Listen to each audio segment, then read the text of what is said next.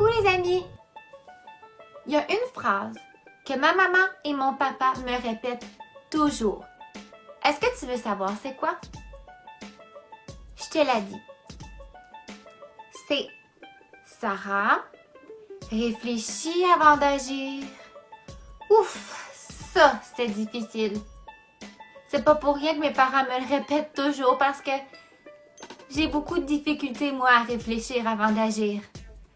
Quand mes amis ou mon frère me crient après ou me volent mes jouets, moi là, ça me fâche tout de suite. Alors, je crie après eux moi aussi.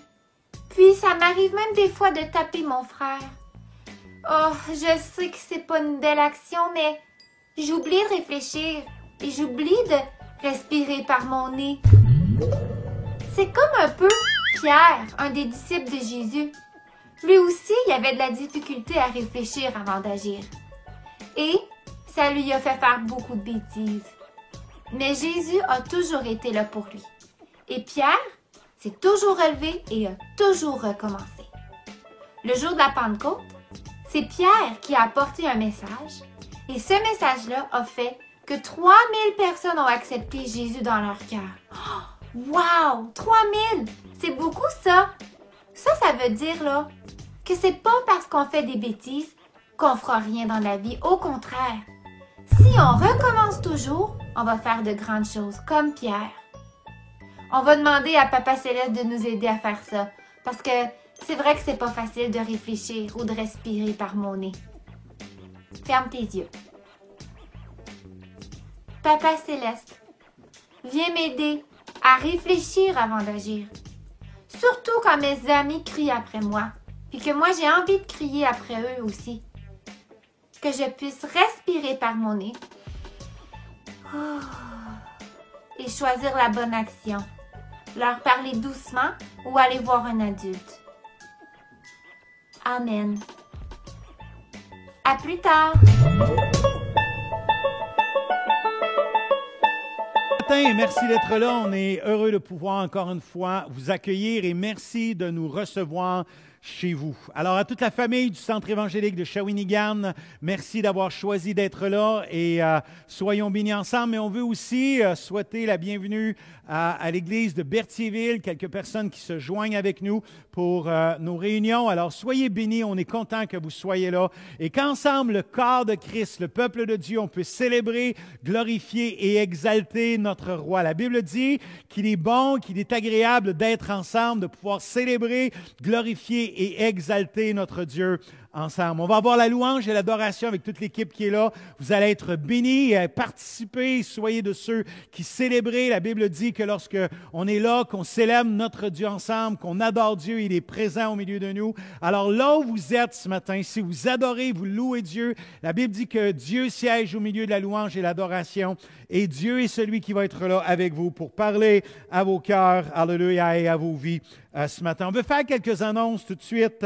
On veut mentionner mardi matin, toujours 9h30, la prière avec connexion Zoom, bien important. Mardi soir, il y a depuis une couple de semaines, il y a toutes les 2 semaines, il y a la jeunesse Génération Antidote. Il y a un groupe Connexion, c'est à 19h, c'est mardi. Alors, vous pouvez vous connecter avec ce que vous vous connectez par rapport au vendredi soir. Alors, soyez là, c'est un bon moment pour pouvoir vous retrouver ensemble. Mercredi, 19h, groupe Connexion études. Il y a toujours l'étude, il y a 2 études. Il y a l'étude Les armes du chrétien et découvrir ses dons d'opération. Alors, soyez là si vous êtes inscrits, c'est à 19h. Jeudi, 19h aussi, il y a le groupe Connexion études, fondement de la foi. Alors, il y a un bon nombre de personnes qui se joignent dans les groupes d'études sur Zoom. Merci d'être là.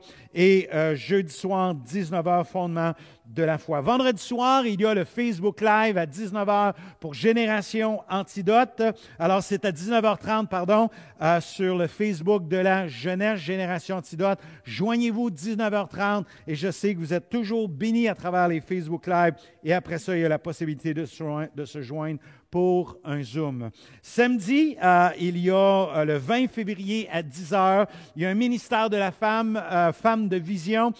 C'est toujours par Zoom. Alors, les femmes, c'est un moment pour vous. Connectez-vous, vous allez être bénis à chaque fois où il y a le ministère de la femme. J'entends de bonnes choses, comment vous êtes bénis. Vous allez être bénis parce que ça va être par Lauriane Bellemare qui va apporter la parole. Vous allez être bénis par notre sœur, ce que Dieu a remis sur son cœur. Alors, c'est une jeune femme de l'Église et vous allez être bénis à travers ce qu'elle va apporter. Alors, c'est samedi, le 20 février à 10 heures pour les femmes. Merci pour votre générosité, pour de ce que vous donnez pour le Centre évangélique de Shawinigan. Merci de ce que votre fidélité envers le Seigneur à travers tout cela. Merci de reconnaître cette Église comme votre Église et de votre générosité et de prendre soin à travers les finances, à travers tout ce qu'on est présentement dans notre société. Merci de votre fidélité. Bien sûr, toujours les 3 façons de pouvoir donner, soit en venant porter directement ici au bureau, simplement contacter les bureaux pour savoir s'ils sont ouverts. Et il y a aussi la façon d'envoyer un chèque ou encore de faire un virement Internet. C'est la façon dont vous pouvez le faire. Et si vous avez besoin de plus d'informations, vous pouvez contacter nos bureaux et on pourra vous donner toutes les informations. Alors, on prie ensemble pour la réunion de ce matin. Seigneur, merci pour l'opportunité que tu nous donnes encore une fois de pouvoir être là par l'entremise de la technologie. Merci pour la louange de ce matin, Seigneur. Merci de ce qu'on peut t'adorer, te louer, d'être là où nous sommes, chacun d'entre nous, mais de s'unir d'un même cœur à célébrer ton nom, à glorifier ton nom. Et nous prions qu'à travers tout ce qui va être fait ce matin, les gens là où ils sont puissent être rencontrés par ton Esprit Saint. Tu es un Dieu fidèle qui est présent dans nos vies, dans nos maisons, dans nos situations. Et Seigneur, nous reconnaissons la grandeur et ta fidélité, Seigneur, ce matin.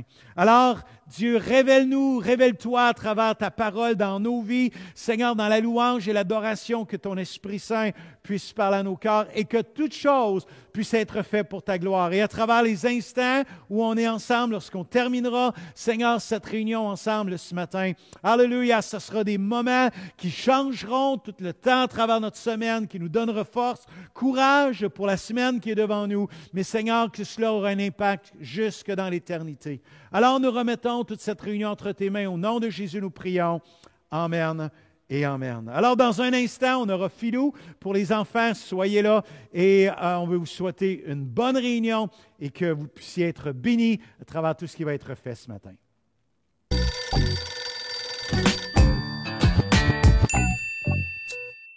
Shalom, ici Philou en ligne. Et cette semaine, une histoire biblique d'un homme qui a été guéri et aussi, Skyler veut nous parler des écureuils. Regardons Skyler et les écureuils. Devinez quoi? C'est moi, Skyler, de retour avec toi pour regarder un autre animal, l'écureuil. Il existe en fait 285 espèces différentes d'écureuils qui sont classées en 3 types.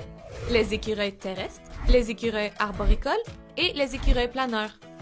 Avec tous ces différents types, on trouve des écureuils sur tous les continents, sauf en Antarctique et en Australie. Lorsqu'ils naissent, ils ne mesurent que 2,5 cm de long. C'est à peu près la taille d'une pièce d'$1 canadien. Mais quand ils grandissent, leur taille dépend du type d'écureuil qu'ils sont.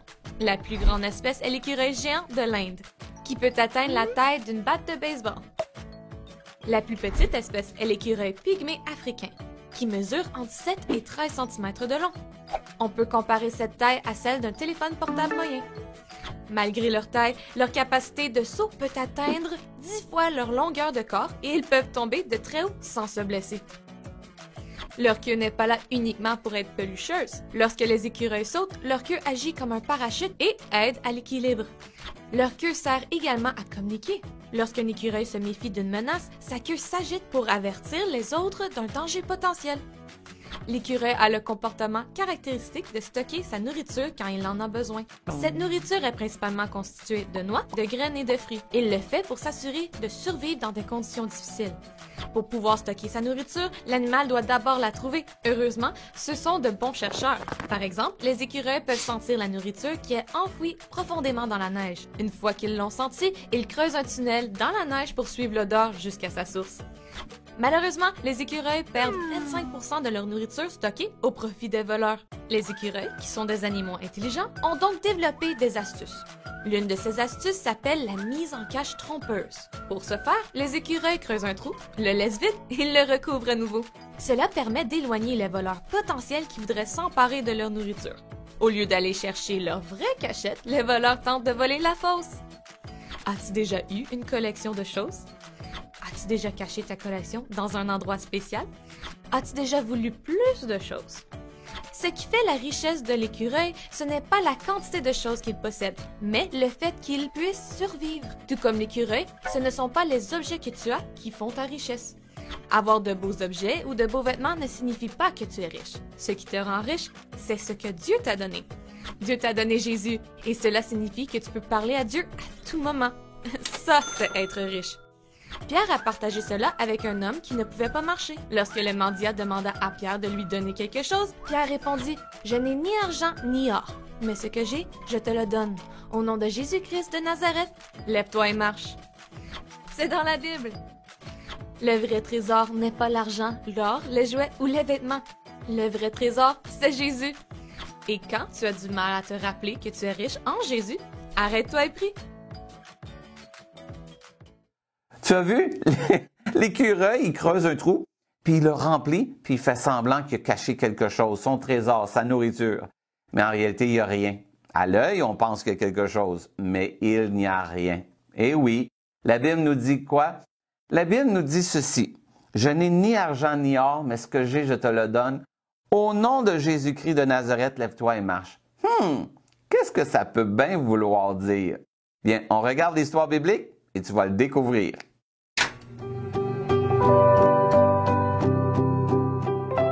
Cette histoire est écrite dans ta Bible. Elle s'est passée après que Jésus soit retourné au ciel et ait envoyé le Saint-Esprit pour aider ses disciples. Pierre et Jean, deux des disciples de Jésus, se rendirent ensemble au temple de Jérusalem pour les prières de l'après-midi. Près de l'entrée appelée la Belle Porte, ils virent un homme boiteux. Il n'avait jamais pu marcher depuis sa naissance et ses jambes étaient faibles. Ses amis le placèrent près du temple pour que les gens aimables qui passaient par là lui donnent de la nourriture ou de l'argent. Quand Pierre vit le boiteux, il lui dit « Regarde-moi, je n'ai pas d'argent, mais je te donnerai ce que j'ai. » Pierre prit l'homme par la main et lui dit « Au nom de Jésus-Christ de Nazareth, lève-toi et marche. » Le boiteux ne s'attendait pas à un miracle, mais c'est ce que Dieu lui donna. Aussitôt, ses pieds et ses chevilles devinrent forts. Il se leva pour la première fois de sa vie et commença à sauter et à crier des remerciements et des louanges à Dieu. Les gens furent stupéfaits lorsqu'ils virent le miracle. « Je n'ai pas le pouvoir de faire marcher cet homme, » déclara Pierre. « C'est par la foi dans le nom de Jésus-Christ, ressuscité des morts, que cet homme a été guéri. » Beaucoup de gens crurent en Jésus ce jour-là. Tu peux lire l'histoire originale dans le livre des Actes de ta Bible. Bye bye!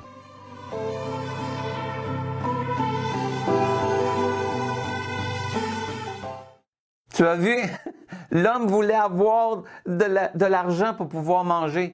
Mais Pierre lui a répondu, « Moi, je n'ai ni argent ni or, mais ce que j'ai, je te le donne. Au nom de Jésus-Christ de Nazareth, lève-toi et marche. » Il a été guéri. L'homme avait besoin de quoi? De marcher, de pouvoir aller lui aussi travailler. Et c'est ce qui est arrivé. Parfois, on pense qu'on est riche parce qu'on a des sous, on a de l'argent, on a des maisons. Mais en réalité, la plus belle richesse, c'est qu'on connaît Dieu et on a Dieu dans notre vie. Oui, comment est-ce qu'on l'a? Quand on lit sa parole et on prie. Tu es prêt pour la mission de la semaine? On la regarde ensemble.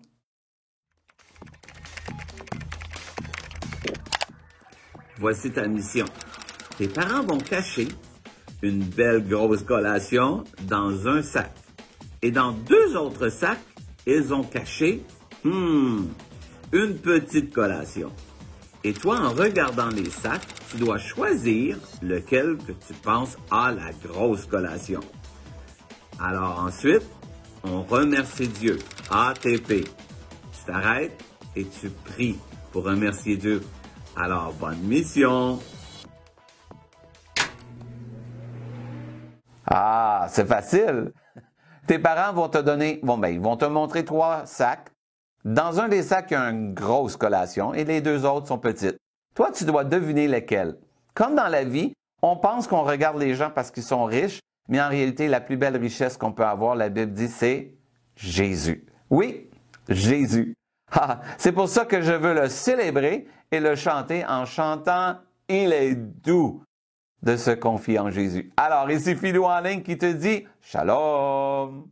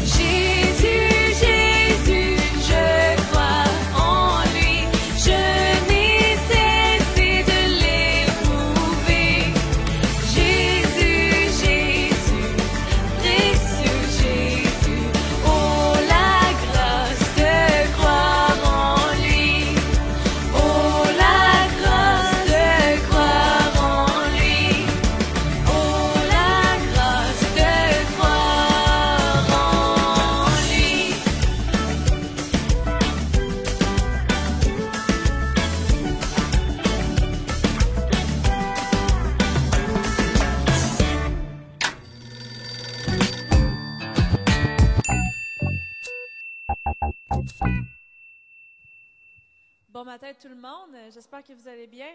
C'est vraiment un honneur pour nous de pouvoir louer Dieu ce matin. Puis on va commencer avec le premier chant qui parle justement des bontés de Dieu, à quel point il est grand, à quel point son amour dure à toujours. Puis que peu importe nos circonstances présentement, qu'on peut juste se rappeler de la bonté de Dieu, à quel point il est bon, glorieux dans toutes circonstances. Puis qu'on puisse vraiment le louer de tout notre cœur ce matin. Amen.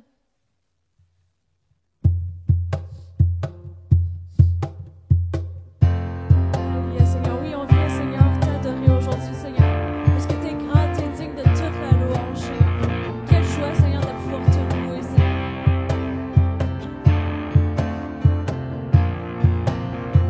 Louez Dieu pour sa grandeur, louez son amour, louez dans son sang.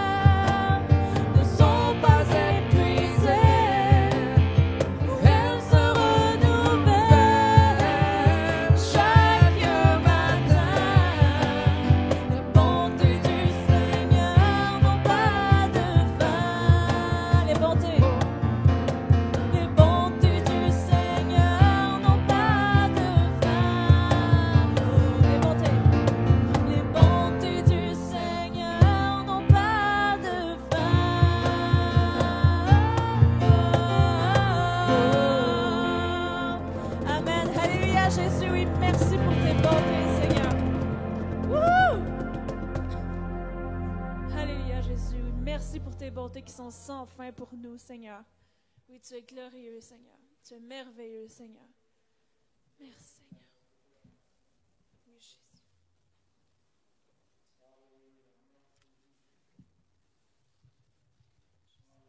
Alléluia, Seigneur. Oui, Seigneur, ce matin, on veut chanter, Seigneur Dieu. Merci, Seigneur, pour ta fidélité. Merci parce que, Seigneur, tu tiens tes promesses, Seigneur. Et même si des fois, Seigneur, dans la situation où on est présentement, on peut ne plus les voir, Seigneur. Tes promesses, Seigneur, sont toujours là pour nous, Seigneur. Ta parole est vraie, Seigneur. Et puis ce matin, on veut juste, Seigneur, le chanter, Seigneur. Déclarer, Seigneur, que tu vas accomplir ce que tu as commencé, Seigneur, et ce que tu as déclaré, Seigneur.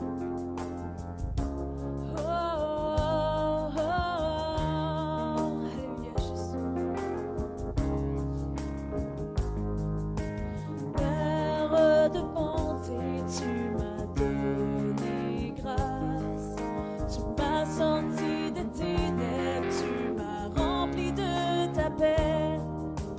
Miséricordieux, tu es l'aide dont j'ai besoin. Je ne peux que louer. Fidèle, tu es. Fidèle, à jamais tu seras. Fidèle, tu es. Oh, oh, oh.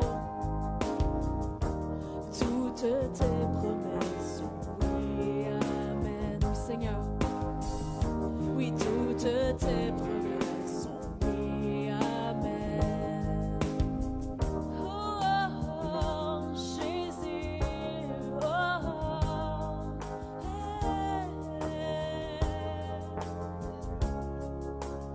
Sauveur. Sauveur, tu m'as ramené près de toi. Tu m'as sorti des ténèbres, tu as coupé toutes mes chaînes. Amen. Rédempteur béni, tu libères tous les captifs. Je ne peux que louer. Fidèle. Fidèle, tu es. Fidèle, à jamais tu seras. Fidèle, tu es. Toutes tes promesses sont oui, amen. Oh, toutes tes promesses sont oui, amen. Fidèle, oh, fidèle, tu es. Fidèle, à jamais tu seras. Oh, fidèle, tu es. Et toutes tes promesses sont oui, amen. Oui, Seigneur. Oh, toutes tes promesses sont oui, amen. Alléluia, Seigneur. Oui, merci, Seigneur, pour ta parole, Seigneur, qui est la vérité, Seigneur. Et on s'appuie sur tes promesses ce matin, Seigneur. Je m'appuie. Je m'appuie sur toutes tes promesses. Oui, j'ai confiance en ta fidélité. Oui, Seigneur. Je m'appuie sur toutes tes promesses. Oui, j'ai confiance en ta fidélité. Je m'appuie. Je m'appuie sur toutes tes promesses. Oui, j'ai confiance en ta fidélité.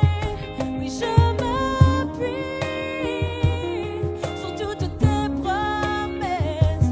Oui, j'ai confiance en ta fidélité. Fidèle, oh, fidèle, tu es.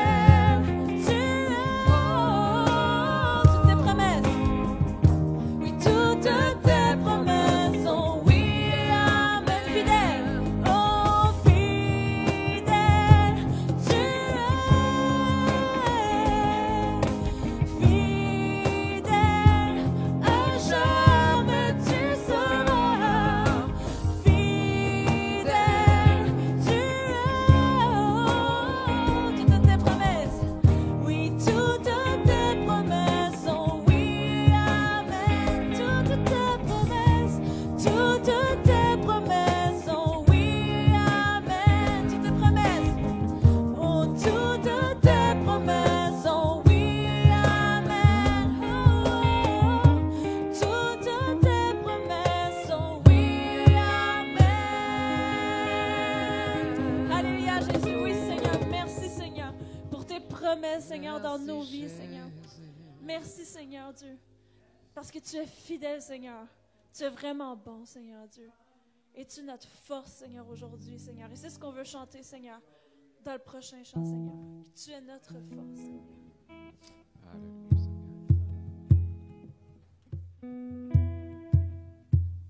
Seigneur, merci d'être cette force, Seigneur Dieu, dans nos vies, Seigneur. Et c'est ce qu'on veut chanter ce matin.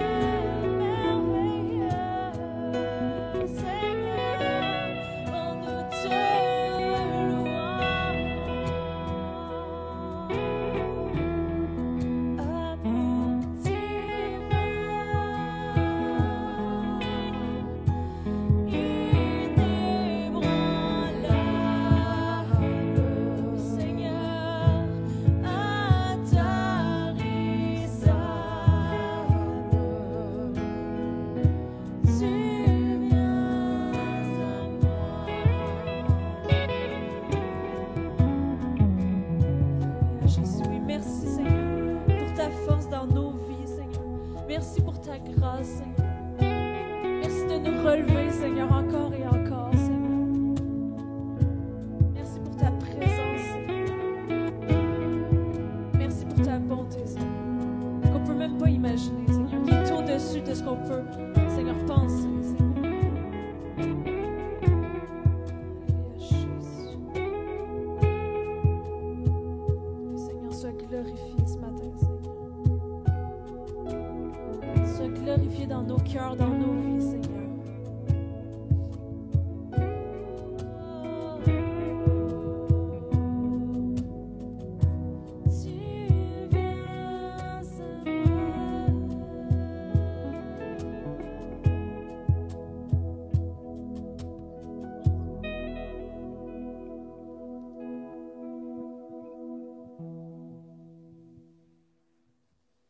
Seigneur, on veut juste, Seigneur, chanter ton amour ce matin, Seigneur. Déclarer, Seigneur, à quel point ton amour est grand, Seigneur. Oui, Seigneur, et on veut juste recevoir cet amour, Seigneur, que tu as pour nous aujourd'hui, Seigneur. Oui, Seigneur, tu nous dis dans ta parole de demeurer dans ton amour, mon Dieu. Alors, je te prie alors qu'on va chanter ce dernier chant, Seigneur, qu'on puisse, Seigneur, juste accepter, Seigneur, cet amour-là que tu as pour nous, Seigneur. Qu'on puisse vraiment, Seigneur, courir dans tes bras de papa ce matin, Seigneur, alors qu'on te loue, alors qu'on t'adore, Seigneur.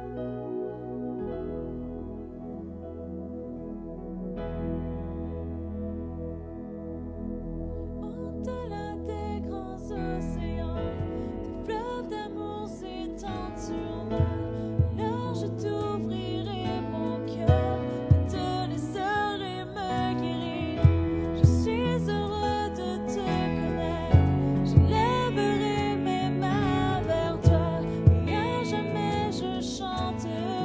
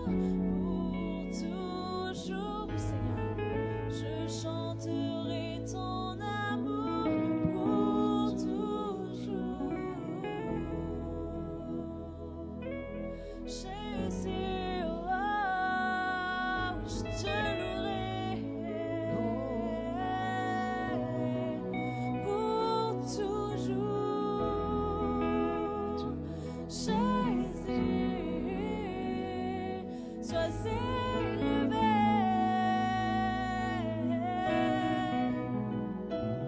Oh, je chanterai ton amour, je chanterai ton amour, je chanterai ton amour. Est-ce qu'on peut l'éclairer ensemble ce matin? Oh, je chanterai ton amour, je chanterai ton amour, je chanterai ton amour pour toujours. Je chanterai ton amour, je chanterai ton amour, je chanterai ton amour pour toujours.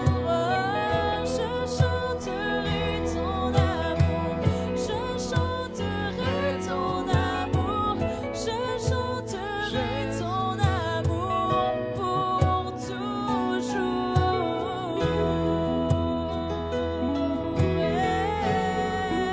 Je chanterai ton grand amour, oh Jésus. Je chanterai tous ensemble. Je chanterai ton amour pour toujours. Je chanterai ton amour pour toujours. Je chanterai ton amour pour toujours. Seigneur, je chanterai ton amour pour toujours. Je chanterai ton amour pour toujours. Et je chanterai ton amour pour toujours. Je chanterai ton amour pour toujours. Je chanterai ton amour pour toujours.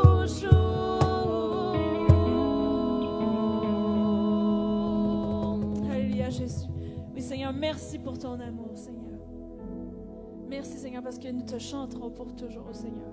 Et c'est tellement notre plus grande joie, Seigneur, de savoir qu'on va être avec toi, Seigneur, pour l'éternité, Seigneur. Merci, Seigneur. Merci, Jésus, pour cet amour, Seigneur. Amen.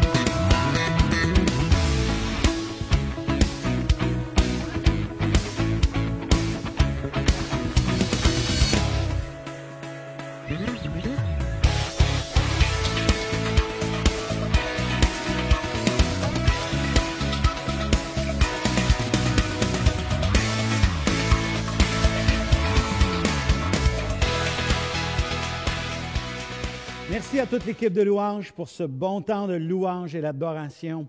C'est un privilège que de pouvoir adorer notre Dieu, d'entrer dans sa présence et que dans sa présence, il puisse faire ou il fait du bien à l'intérieur de nos cœurs et de nos vies. Aujourd'hui, on veut continuer notre série de 2 prédications.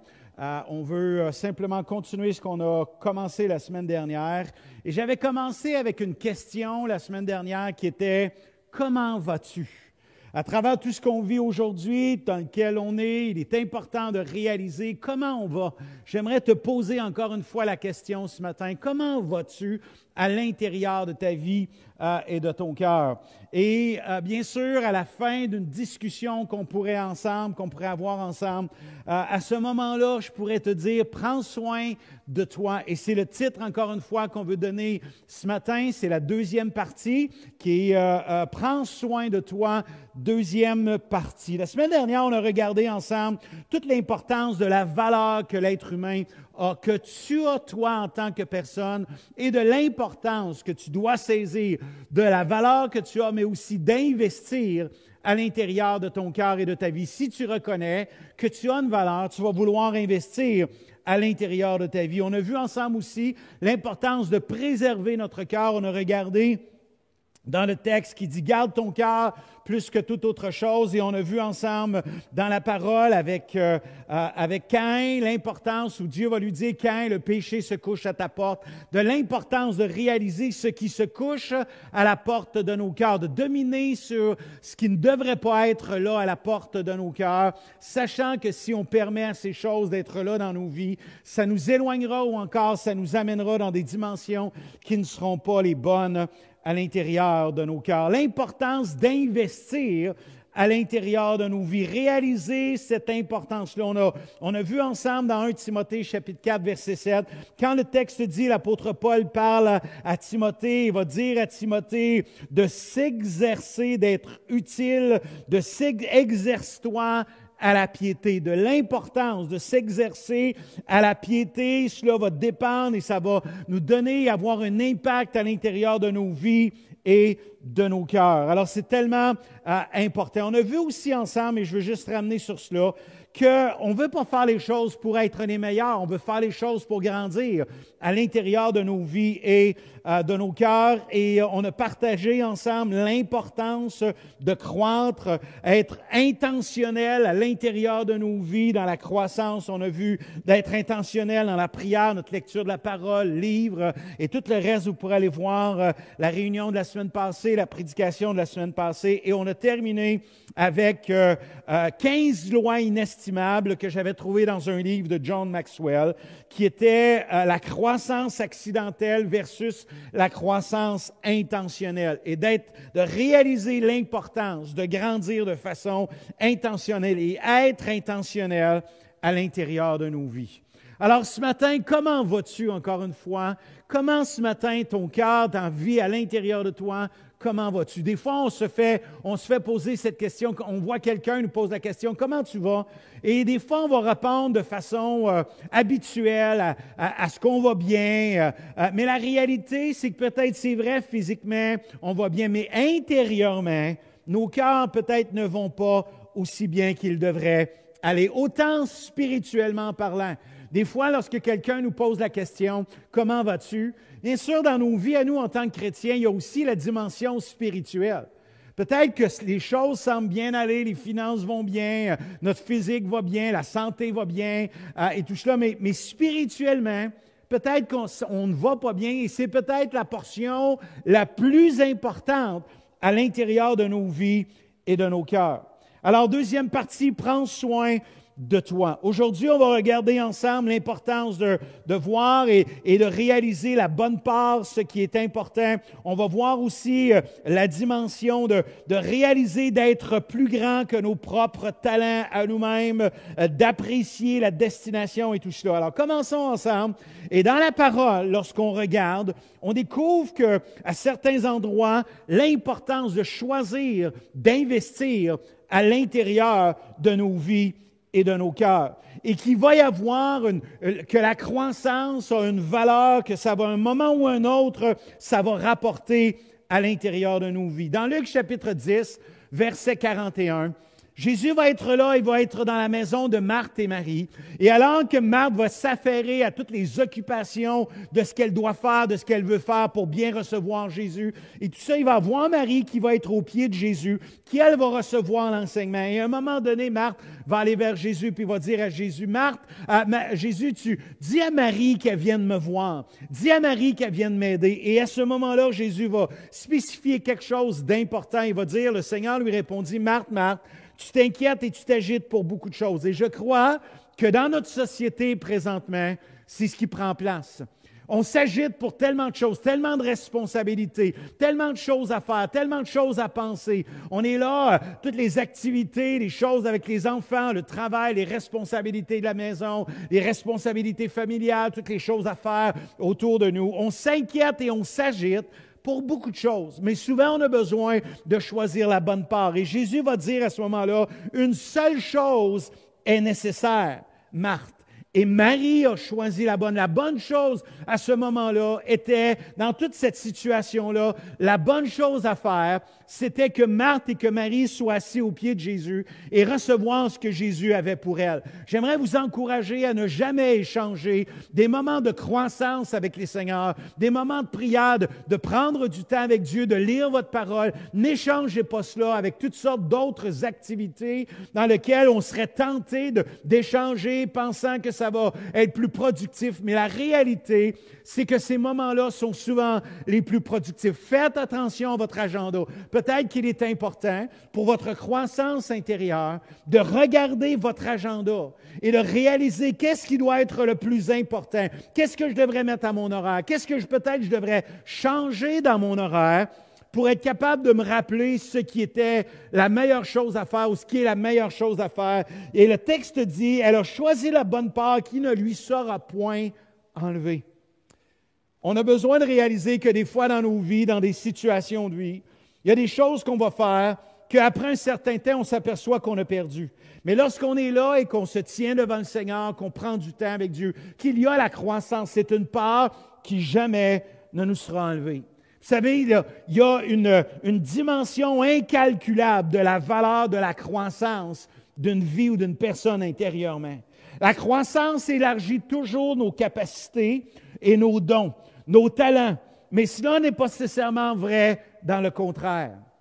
Ce n'est pas parce qu'on devient meilleur dans nos talents que nécessairement on va avoir grandi intérieurement. Mais quelqu'un qui grandit intérieurement va nécessairement croître aussi dans ses accomplissements à l'intérieur de sa vie et de son cœur. La croissance d'une personne fait toujours grandir les autres autour de lui. Les parents, la meilleure façon d'amener vos enfants à grandir, c'est de grandir vous-même. La meilleure façon d'amener les gens autour de nous, à l'Église, dans nos familles, les personnes, même au travail, dans la qualité de la vie des gens, c'est de grandir nous-mêmes, qu'il y ait une croissance à l'intérieur de nos cœurs. Et cette croissance-là, un jour ou un autre, ça va nous rapporter. Il y a un texte que j'aime beaucoup dans la parole et j'aimerais qu'on puisse le voir peut-être dans un angle un peu, d'un autre angle ou d'une certaine façon ensemble. Ça dit dans 1 Corinthiens chapitre 10, verset 13, ça dit « Aucune tentation ne vous est survenue qui n'ait été humaine. Et Dieu, qui est fidèle, ne permettra pas que vous soyez tentés au-delà de vos forces. Mais avec la tentation, il préparera aussi le moyen d'en sortir afin que vous puissiez la supporter. » D'abord et avant tout, le texte dit qu'aucune tentation, aucune épreuve, aucune situation dans nos vies ne nous est survenue qui n'ait été humaine. Et Dieu qui est fidèle. J'aimerais vous dire que Dieu sera toujours fidèle dans nos situations de vie. Que à l'intérieur, si Dieu est là et qu'on veut grandir, qu'on veut avancer, Dieu est celui qui va toujours être fidèle. Et le texte dit qu'il ne permettra pas que vous soyez tentés au-delà de vos forces. Ici, la force, c'est la force intérieure. Ce n'est pas la force physique, ce n'est pas la capacité même d'accomplissement, mais le texte parle d'une force intérieure. Et là, de l'importance d'investir dans la croissance. D'investir dans la croissance à l'intérieur de nos vies. Ça ne fait pas référence aux capacités physiques, ça ne fait pas référence, mais l'importance d'avoir une force intérieure. Et le texte dit, c'est intéressant, parce que le texte dit afin que vous puissiez la supporter. Ça dit afin que vous soyez capable de la supporter. Et le mot supporter, c'est la pensée d'une capacité de quelqu'un de supporter quelque chose sur ses épaules. Quelqu'un qui lui a la capacité de supporter. Bien sûr, on comprend que dans le texte, ça ne fait pas référence à quelqu'un de porter quelque chose sur ses épaules, mais sur les épaules, je dirais intérieurement. C'est l'idée de supporter d'une capacité qu'à travers les situations. Alors, dans le texte, ça dit quelque chose de tellement important. Ça dit que vous ne soyez pas tentés au-delà de vos forces, de ce que vous pouvez supporter, mais en même temps, dans la croissance intérieure. Et si aujourd'hui, dans nos situations de vie, on est en train de, et cela nous amène à grandir, nous donne d'être capable de supporter demain un peu plus. D'être capable d'avoir la capacité de porter sur nos épaules. Je crois que le texte amène vraiment une dimension assez claire dans cette portion-là de l'importance d'être fidèle, que Dieu va être fidèle, que Dieu ne permettra rien, que l'on n'aura pas la capacité intérieure dans nos vies de la supporter, mais avec la tentation, il préparera aussi le moyen d'en sortir. Et si le moyen d'en sortir était aussi de devenir plus fort, d'avoir grandi. Vous savez, on ne demande pas à un enfant de 5 ans de porter quelque chose sur ses épaules comme un jeune homme de 16 ou 17 ans. On ne demande pas à une jeune fille de 6 ans de porter sur ses épaules ce qu'elle a la capacité de porter sur ses épaules à 14 ou 15 ans. Il y a une maturité, il y a des forces qui se sont prises dans les jambes, les épaules pour être capable d'aller plus loin. Et la capacité ici, c'est cette capacité intérieure, la possibilité, la force de supporter. Je vais vous dire, si vous grandissez, si nous grandissons aujourd'hui, demain, nous aurons la capacité de supporter. Je crois que Dieu, des fois, fait des choses aujourd'hui dans nos vies pour nous donner la capacité de supporter des choses pour demain, de supporter des situations, pour mieux réagir à des situations à l'intérieur de nos vies. Soyons prêts dans nos vies, dans nos cœurs, à être confrontés quelquefois. Soyons prêts à avoir le besoin de changer afin de pouvoir supporter. Il y a des choses qu'on aura besoin de supporter. Il est souvent plus facile d'apprendre à faire quelque chose que de changer dans une situation. Et Dieu est celui qui va nous aider, va vouloir nous amener à grandir et à changer. Il n'est pas possible de croître et de grandir intérieurement sans changement. Sans changement dans nos pensées, sans changement à l'intérieur de nos vies et de nos cœurs. Souvent même, la croissance passera par le changement et la transformation. Souvent, le changement passera par la transformation et la croissance va prendre place à l'intérieur de nos vies. Des fois, des situations, des choses, la croissance nous amènera dans un renoncement. Je crois qu'il y a des hommes, des femmes dans la Bible qui ont grandi, que ce soit Abraham, que ce soit David, que ce soit des femmes comme Esther, comme Ruth dans la parole, où ils ont pris, et pour moi, Ruth est un bon exemple de celle qui a renoncé à sa vie passée pour celle de s'engager, alléluia, croître et de devenir cette femme que Dieu voulait qu'elle soit. De l'importance à l'intérieur de nos vies. Vous savez, pour ça, dans le changement, j'aimerais nous encourager qu'il y a l'appréciation de la route, pas seulement de la destination, mais aussi de la route au changement et à la croissance. Des fois, on regarde nos vies et on apprécie la destination.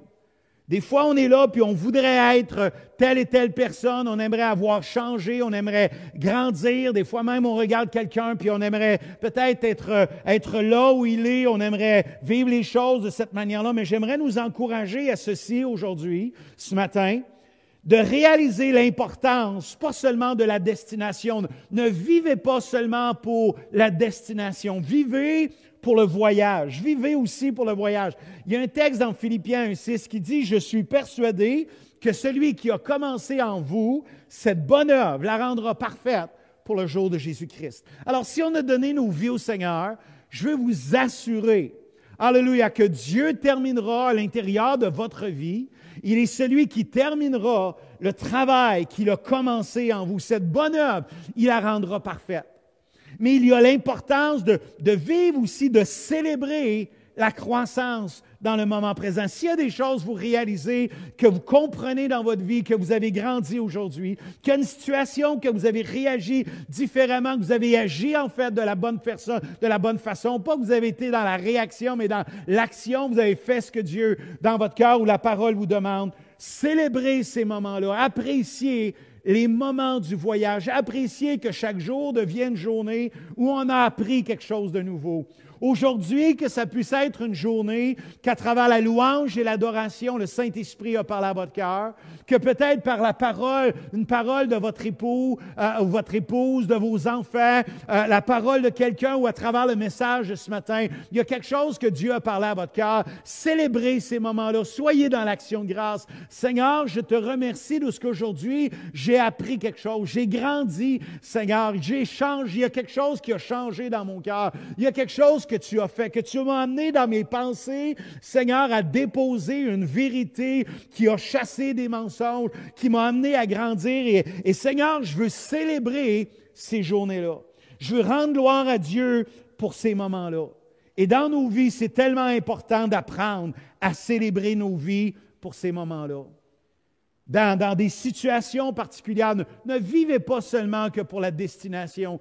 Ne soyez pas seulement dans ce que vous aimeriez être dans 1 an ou dans 2 ans ou quand Dieu viendra chercher son Église ou s'il le fait dans les temps qui viennent. Qu'on soit prêts, bien sûr, que dans nos cœurs, on soit prêts. Mais célébrez la croissance de ce que Dieu vous a donné aujourd'hui. Prenez un moment pour louer Dieu, pour être reconnaissant.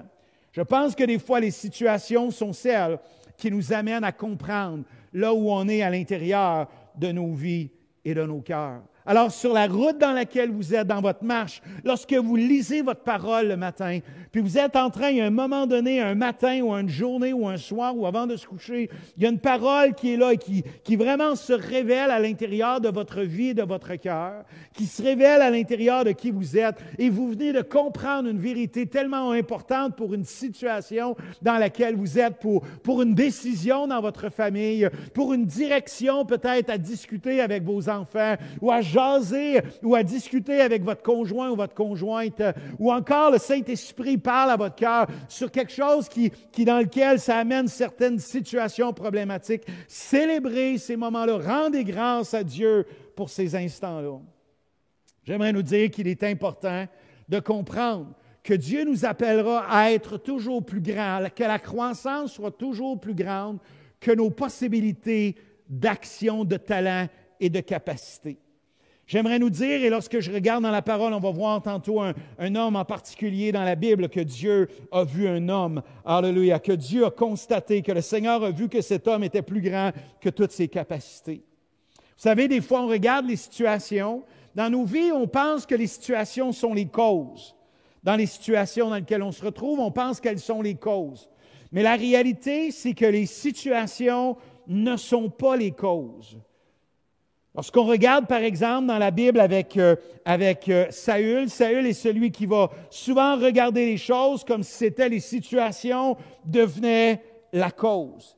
Il y aura toujours des situations, comme par exemple, dans un foyer, dans un couple, il y aura toujours des situations qui nous confrontera, dans lesquelles on pourra discuter, puis peut-être même on va chicaner. Il y aura toujours une situation qui viendra voler notre paix. Il y aura toujours quelque chose qui viendra pour simplement confronter nos vies et nos cœurs. Mais en fait, je crois que les situations sont davantage là pour nous donner de réaliser, d'abord et avant tout pour grandir, et vont révéler là où nous sommes dans notre croissance. Par exemple, si on prend la situation de pandémie dans laquelle on est là pour discuter, puis se chicaner, c'est une situation. Pour moi, ce dans quoi on est, c'est une situation. Ce n'est pas la cause de tout ce qui prend place. On peut dire que, bien sûr, ça a des impacts, mais si dans nos cœurs et dans nos vies, on commence à voir et dire, OK, je ne laisserai pas les situations devenir des causes, mais plutôt la croissance à l'intérieur de ma vie m'amènera à gérer ou plutôt à bien agir à travers les situations dans lesquelles on est.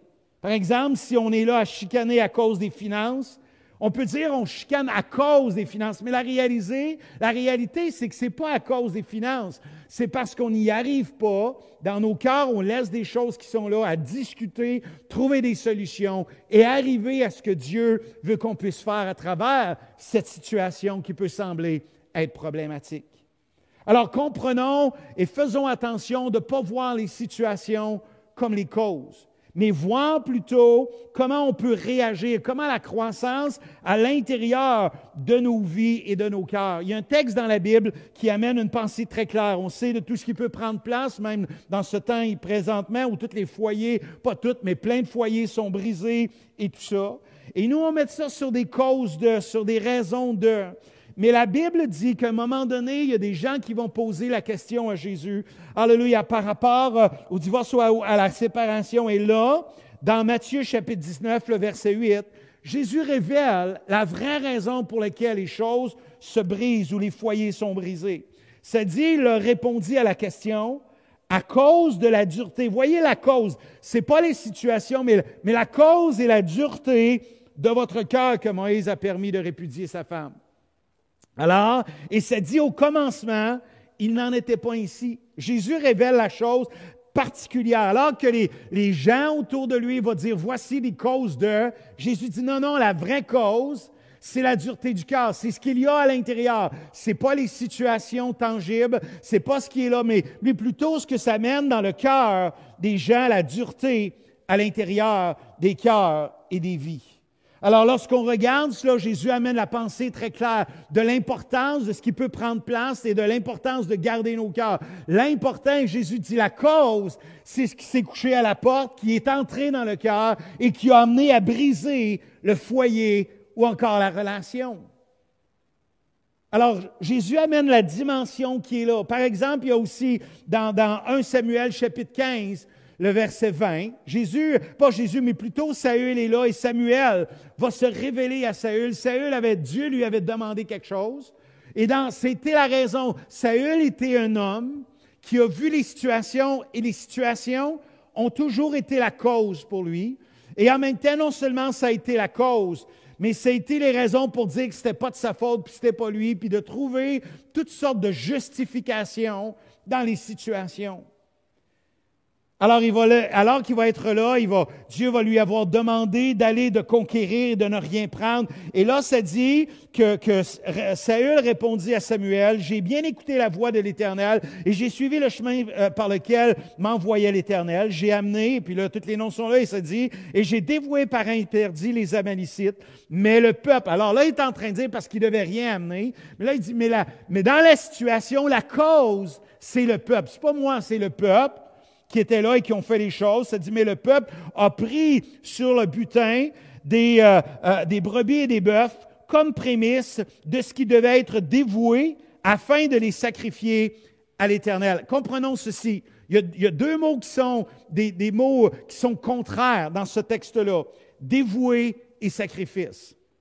Alors, s'il est en train de dire, c'est pas le sacrifice, ça devait être dévoué. Puis là, Saül va dire, ouais, mais c'est le peuple qui les a emmenés. Puis là, la justification, c'est, bien sûr, on n'a pas fait tout à fait ce qu'on devait faire, ce que Dieu nous avait demandé, mais garde ce qu'on a fait.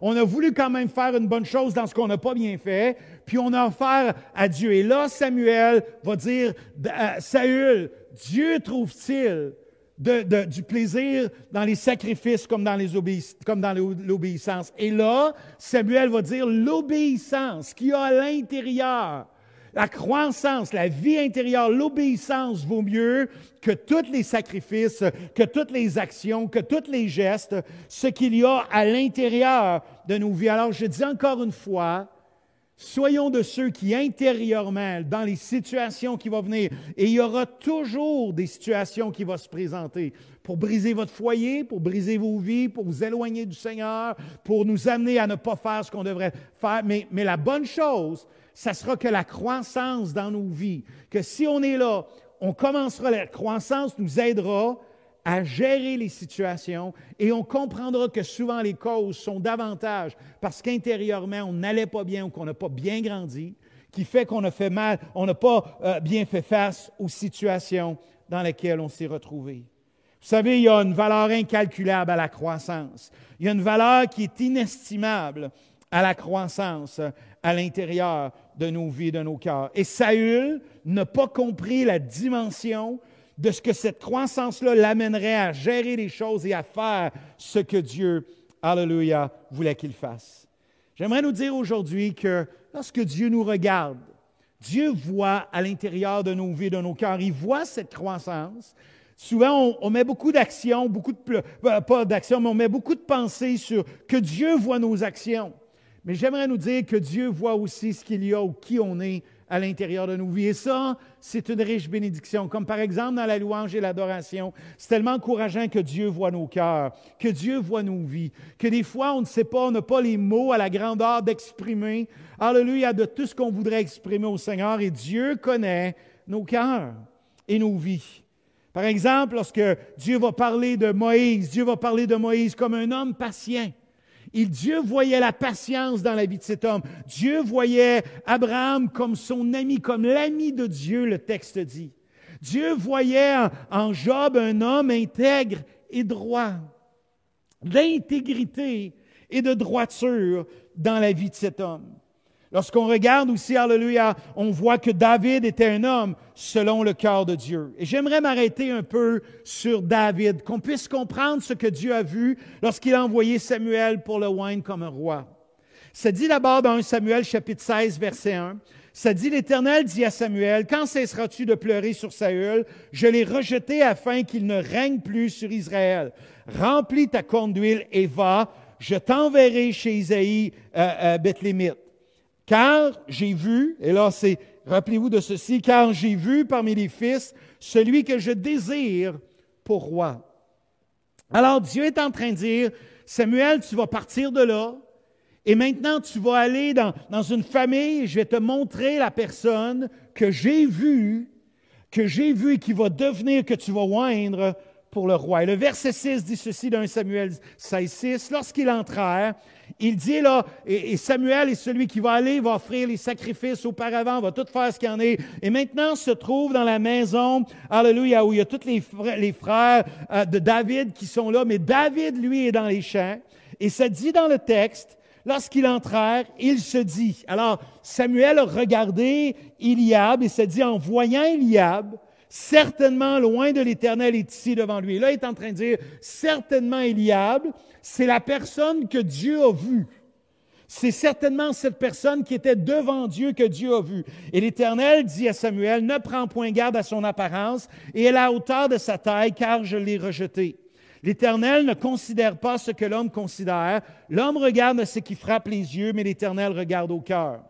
Ce qui est intéressant lorsqu'on regarde un peu plus loin dans ce texte-là et un peu dans les mots hébreux, on comprend que le mot hébreu, par exemple, pour vu, voir, c'est le mot ra. Et le mot ra, c'est, par exemple, lorsqu'il est dit au verset 1, lorsqu'il est dit « car j'ai vu », c'est le mot ra. Lorsque Samuel dit « lorsqu'ils entrèrent », et là c'est Samuel qui voit, c'est « il se dit en voyant », ra encore, c'est le mot ra en hébreu. Et là, il dit ce que j'ai vu, et là, et le mot ra. Et il y a d'autres endroits que l'on trouve le mot ra dans le même verset, et c'est le mot quand ça dit l'Éternel considère. Et le mot considère, c'est le mot ra, c'est-à-dire de voir. Mais il faut comprendre que le mot ra, c'est regarder, c'est examiner, c'est inspecter, c'est apercevoir, c'est considérer le cœur ou la vie ou une situation par rapport à quelqu'un. Alors ici, ce que Dieu est en train de dire à Samuel, alors que Samuel est là, Dieu dit, j'ai vu, j'ai examiné le cœur, un des fils que je désire pour un roi. Et lorsque Samuel est là, il dit, je suis en train de voir, mais ce que je vois, alors que je vois Eliab, moi je pense que lorsque je considère qu'Eliab devrait ou pas devrait, mais pourrait être l'homme que Dieu veut oindre. Mais le texte dit, Dieu se dit, ne prends point garde, c'est-à-dire ne considère pas ce que tu sembles voir dans l'apparence, dans la hauteur de la taille. Il dit, ce n'est pas lui. Et là, Dieu dit, l'Éternel, lorsqu'il regarde, ne considère pas la considération, le regard, l'examiner. C'est pas l'extérieur que Dieu est en train de regarder, mais c'était de considérer le cœur et la vie de quelqu'un. Souvent, nous, on pense, on est habitué, on va faire les choses pour que, peut-être même, des fois, ça arrive, vous faites les choses pour que des gens vous aiment. Des fois même, on transfère ça à la pensée de Dieu. Si on fait des choses pour Dieu, il va nous aimer plus, on va avoir plus. Je vais vous dire que Dieu, ce n'est pas la façon dont Dieu fonctionne. Bien sûr, il faut vouloir obéir à la parole. Bien sûr, ça amène la bénédiction de vouloir marcher d'après les principes de la parole. Mais en même temps, Dieu dit à ce moment-là, que dans le texte, et on voit de façon très claire combien le sentiment personnel du prophète est distinct de la voix de Dieu, ou plutôt du regard de Dieu. Et ça dit, l'homme regarde, ou l'homme examine, l'homme aperçoit, l'homme considère ce que ses yeux voient. Mais dans le texte, c'est « mais Dieu lui examine, regarde, aperçoit, considère » ce que l'être humain ne peut pas voir, c'est-à-dire le cœur.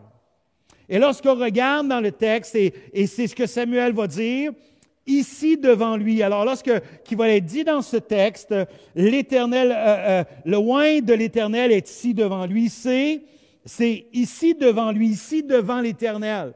Le roi devrait être.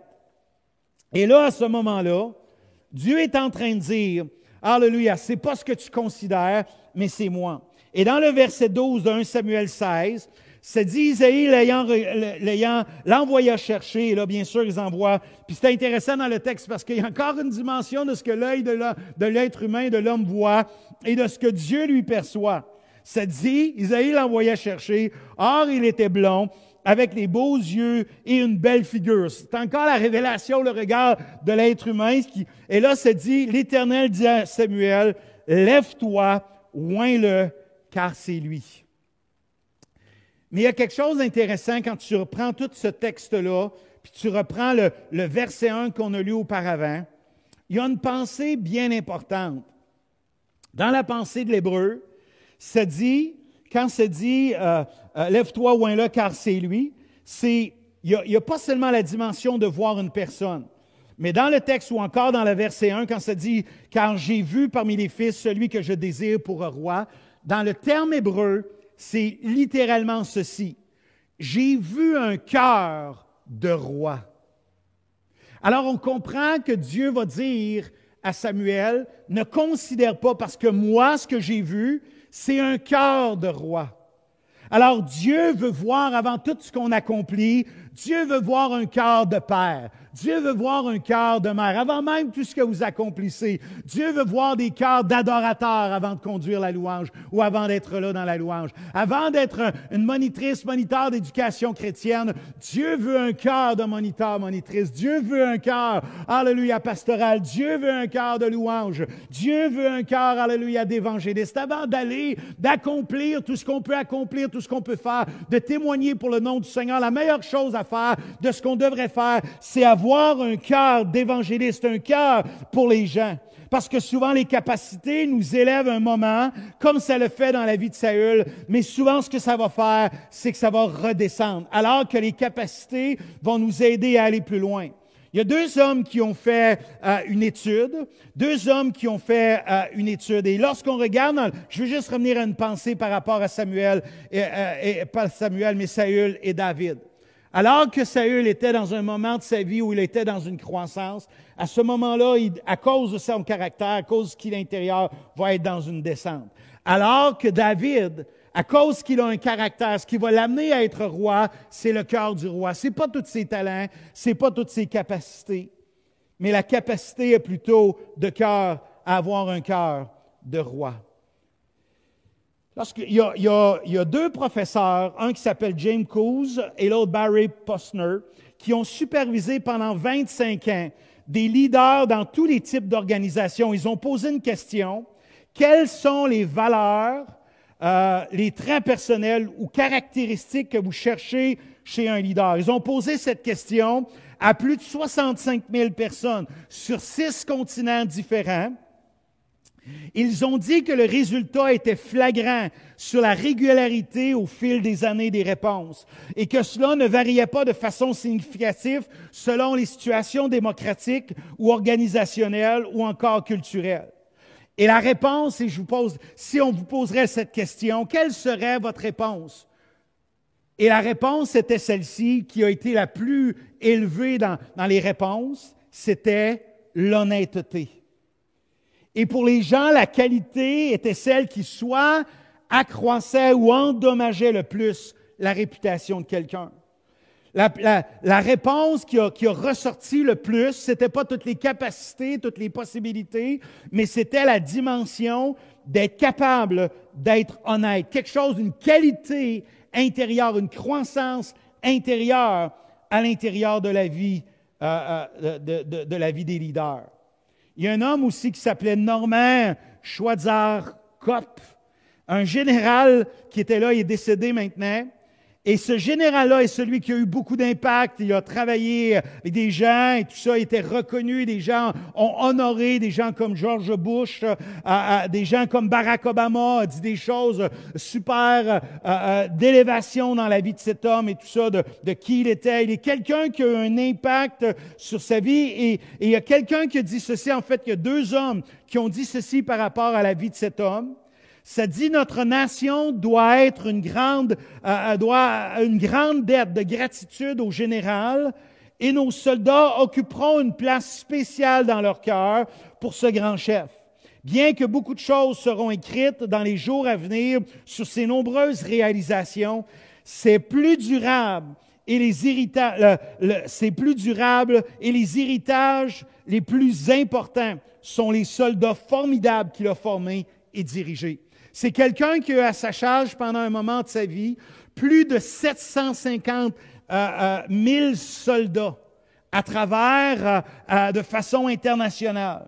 Et lui va dire ceci, il va dire que 89% du temps des échecs chez les leaders, c'est une faiblesse de caractère, une faiblesse intérieure, ce qui a été le résultat d'un échec à l'intérieur de la vie. Je vais vous dire, j'ai connu peu de foyers à être brisés à cause de capacités, mais plus à cause de situations intérieures, à cause de situations de faiblesse de caractère, des situations qu'ils ont permis à l'intérieur de leur vie et de leur cœur. Les gens vont accomplir, alléluia, à cause de leur capacité, certaines choses et leur talent. Mais les gens vont rester, vont les suivre à cause de leur vie intérieure. Vous savez, il y a des gens qui vont être autour de vous, que vous allez être capable de faire un travail, un service avec eux. Et la raison pour laquelle vous allez être capable de pouvoir les amener jusqu'à une dimension pendant un certain temps peut être vos capacités, vos talents. Mais la raison pour laquelle les gens vont rester autour de vous, la raison pour laquelle, messieurs, votre épouse va rester avec vous, la raison pour laquelle, mesdames, votre époux va rester avec vous, la raison pour laquelle vos enfants, on va avoir un impact chez eux, ou les personnes qui nous entourent, vont être notre vie et notre caractère, la croissance à l'intérieur de nos vies et de nos cœurs. Dire ceci, alléluia, aujourd'hui, en terminant, avec cette pensée de cette importance. Dans le texte, ça dit, dans Luc chapitre 6, verset 45, ça dit « L'homme bon tire de bonnes choses du trésor, du bon trésor de son cœur. » Et là, il y a tout après ça, le texte, vous pourrez le lire dans le verset 47. Là, il y a toute la maison construite sur le sable et construite sur le roc. Et si on regardait ce texte-là à la lumière de ce qu'il y a, que l'homme bon tire de bonnes choses de son trésor de son cœur. Alors, je crois ceci, que le texte amène une pensée, que la raison pour laquelle, que lorsque va venir l'eau qui va se jeter, la tempête, le vent, la pluie va venir, les situations particulières, la raison pour laquelle la vie, ou plutôt ta maison va rester debout, c'est à cause, alléluia, de ce qui va avoir grandi, que ton cœur, ta vie, que la croissance intérieurement va être établie sur le roc, sur une fondation solide à l'intérieur de ta vie. Jésus n'a pas enseigné d'abord ses disciples comme être pour qu'ils soient, pour qu'ils accomplissent un travail, mais plutôt pour qu'ils soient eux-mêmes des disciples. Vous savez ceci, j'aimerais dire ceci, l'importance de toujours lier des qualités et la croissance intérieure à des capacités ou des dons ou des talents physiques. Par exemple, ce qu'on regarde dans la Bible, Joseph est un super grand administrateur. Pourtant, ce qui a amené cet homme à être un grand administrateur, ce n'est pas seulement une capacité et un don, mais sa droiture, son pardon pour ses frères, sa fidélité dans les situations. Lorsqu'on regarde Néhémie comme un leader, quelqu'un un grand stratège à l'intérieur, lorsqu'on réalise un administrateur, un entrepreneur, on découvre la compassion, qui priait, pleurait pour le peuple, un rassembleur, un homme prudent, un homme constant à l'intérieur de sa vie. Lorsqu'on regarde Moïse comme un dirigeant fort, un homme patient, avec un homme qui était prêt au don de soi, un homme de persévérance. Lorsqu'on regarde Abraham comme un dirigeant, c'était un intercesseur. C'était quelqu'un qui aussi était prêt à offrir même son propre fils. Quelqu'un qui était prêt au don de soi. Lorsqu'on regarde Esther dans la Bible, quelqu'un qui était une grande reine, qui était prêt à risquer sa vie pour son peuple. Une audace à l'intérieur de son cœur. Paul, en tant que grand leader, un apôtre important, l'obéissance, la résilience à l'intérieur de sa vie. J'aimerais nous encourager qu'à l'intérieur de ta vie, il y ait toujours une dimension qu'avec une qualité, un don que tu as, si tu es un leader, lié à toi, alléluia, des qualités. J'aimerais nous dire ceci, ce qui devrait être au-dessus ne devrait pas être la capacité, mais plutôt, alléluia, la qualité. C'est-à-dire, si un leader, ça doit être des qualités qui englobent, qui enferment ton leadership. Et cela peut même changer au cours des temps, où tu verras un besoin de quelque chose. Peut-être que tu es dans une situation dans ta maison, tu as besoin d'une qualité que tu n'as pas même, mais que tu sais que cela serait important. Demande à Dieu de te la donner. Demande à Dieu de t'aider à travers ça. Cela peut être vrai dans une situation particulière ou dans un moment de ta personnalité. Tu es quelqu'un d'avancement, quelqu'un qui est prêt à aller, qui veut faire les choses. Mais peut-être à ce moment ici, c'est la patience que tu as besoin à l'intérieur de ta capacité. Et que tu n'es pas quelqu'un de patient. Demande à Dieu de te donner cette patience-là pour ce moment-là. Peut-être tu as besoin de pardon à travers la situation. Il s'est passé quelque chose dans ce que tu as besoin. Mais laisse et permet. Lorsqu'on regarde des hommes comme Saül, qui a été un leader imposant, mais c'est quelqu'un dont la jalousie a dominé son leadership. Quelqu'un qui n'avait jamais tort. Quelqu'un qui marchait dans la désobéissance. Et ça l'a amené à détruire sa vie et à perdre ce que Dieu lui avait donné comme talent. Donc, lorsqu'on regarde Judas dans la Bible, comme un administrateur, c'était celui qui gérait la bourse, mais pourtant, il était malhonnête. C'est quelqu'un qui avait soif de gain. C'était quelqu'un qui n'était pas fidèle. J'aimerais nous dire que plus un édifice est élevé, plus il sera important à l'intérieur de nos vies, alléluia, d'élever des traits de croissance, de caractère qui aura grandi à l'intérieur de croissance, à l'intérieur de nos vies et de nos cœurs. Ne laisse pas d'abord et avant tout les capacités dominer ta vie. Laisse plutôt la vie intérieure avoir un impact dans les résultats, dans le caractère de ta vie et qu'il y ait dans une croissance. Plus un édifice est élevé haut, plus la fondation doit être solide et profonde, doit être ancrée sur le roc. Et le roc, c'est dans ton cœur, c'est dans ta vie, c'est cette croissance ancrée profondément. Alléluia, tes talents devraient être toujours moins grands que ce qui devrait être profond à l'intérieur de ta vie, dans la dimension de ta relation et ta capacité. Parce que tu en as besoin et que d'autres autour de toi ont besoin de ce qu'ils ont besoin à l'intérieur de ta vie et de ton cœur. Ils ont besoin de ce qu'il y a à l'intérieur de ta vie et de ton cœur. Je termine aujourd'hui. En terminant, on va prier ensemble. Mais j'aimerais dire aujourd'hui, peut-être tu es là à l'intérieur de ton cœur. J'aimerais te poser encore une fois la question, comment vas-tu? Mais à la fin de la discussion, j'aimerais te dire aujourd'hui, alléluia, prends soin de toi.